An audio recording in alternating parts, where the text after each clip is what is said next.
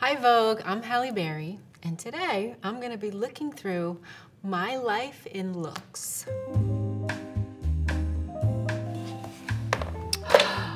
Whoa! Oh God, this was Miss World. I was wearing my prom dress.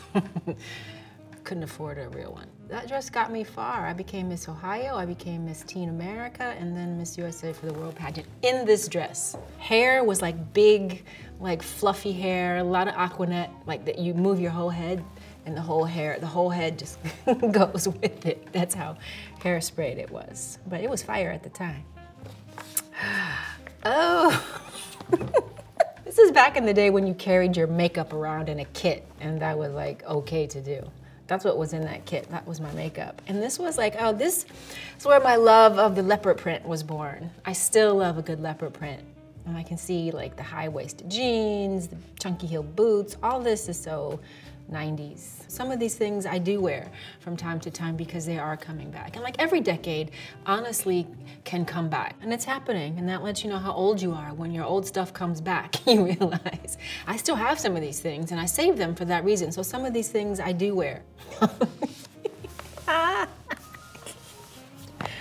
Oh God. Yeah, this was somewhere in Atlanta, I can tell you that. This was my Atlanta look. Just because I remember the look, the belly out, the shorts, the big belt, the clunky shoes. Like this was very Atlanta for me at the time. Had the Halle Berry haircut. As an actor, I was a young actress and I was going on auditions, and every audition I saw another black girl just like me, big curly hair, and I felt like the casting director just like went, you.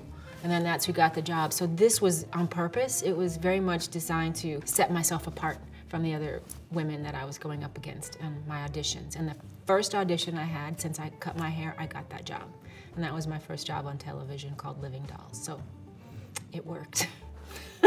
Oh my God, Niecy. This movie is BAPS. It's called short for Black American Princesses. This is iconic, especially in the Black community, and these characters are beloved, and it was so on point for the time. The nails have come back now, you know, like these 3-inch long nails. It was all so relevant and current at that moment. I often feel like this movie was a little bit before its time, but it was so on point, and I love this. I remember I would have to lather my whole body in like talcum powder just to be able to pull this rubber suit up, and then try working in it for about an hour or two. Then it was just like a sauna inside and just sweat rolling down my legs, and like, but I was so happy. I was so happy to be in it, and it was just fun.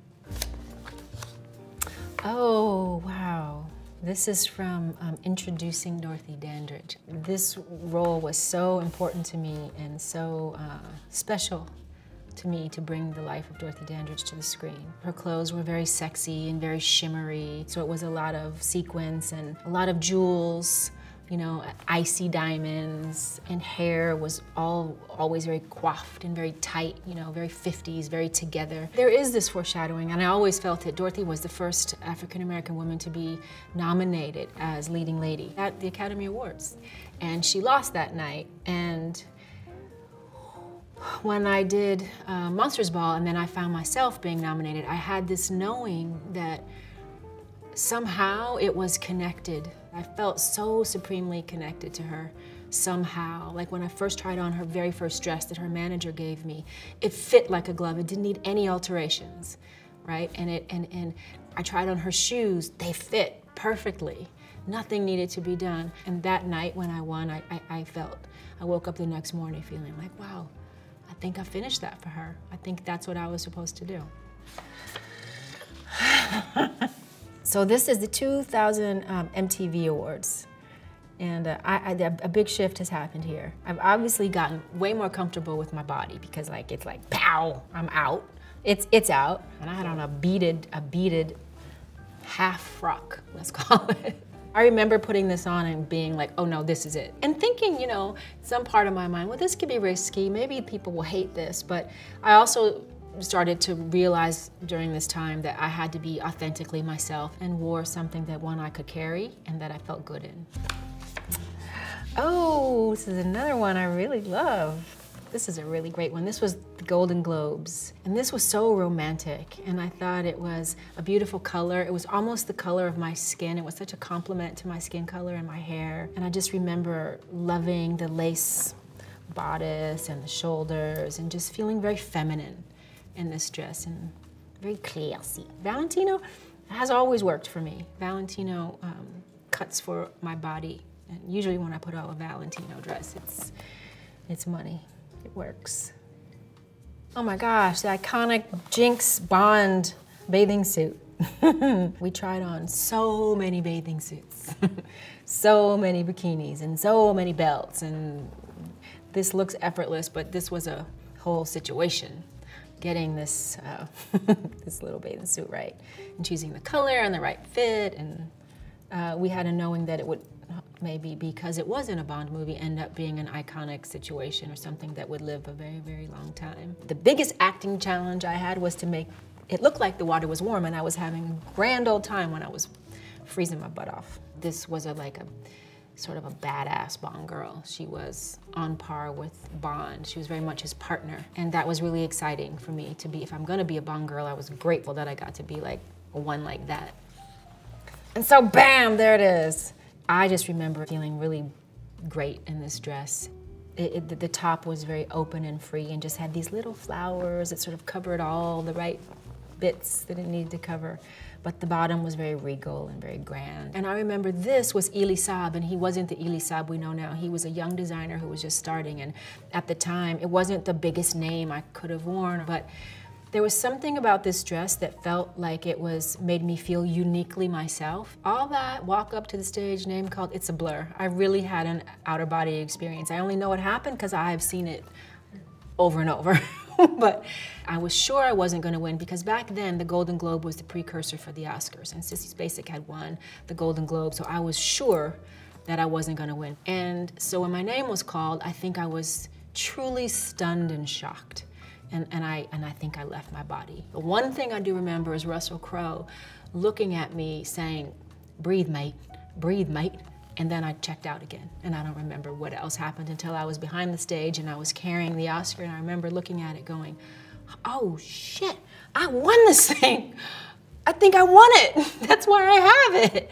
When I look at this photo, you know, it reminds me that I am a part of history.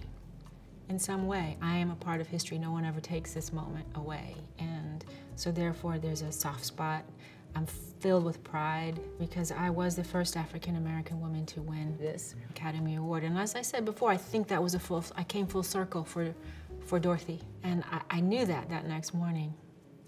I was like, I think I did it for her. We together had this mission, and I finished the loop. Oh!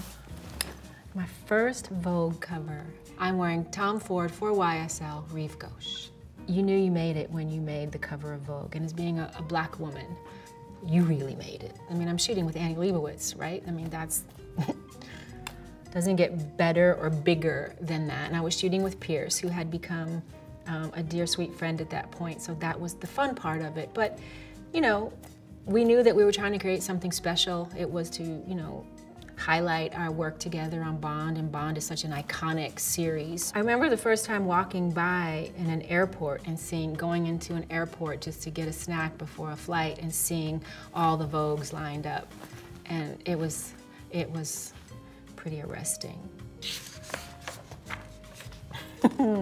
Catwoman, oh my God, this is truly one of my favorite looks.